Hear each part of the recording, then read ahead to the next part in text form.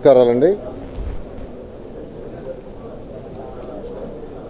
మున్సిపాలిటీలో మున్సిపల్ అధికారులు, municipal corporations కావచ్చు, మున్సిపాలిటీస్ కావచ్చు, నగర పంచాయతీలు కావచ్చు, వీటిల్లో వాళ్ళ యొక్క ప్రాపర్టీస్లో బిల్డింగ్స్ కట్టి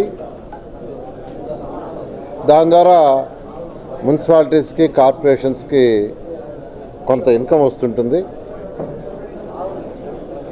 అలా నెల్లూరు మున్సిపాలిటీలో తీసుకుంటే 223 షాపులు యాక్చువల్గా రెంట్కి ఇచ్చిండారు.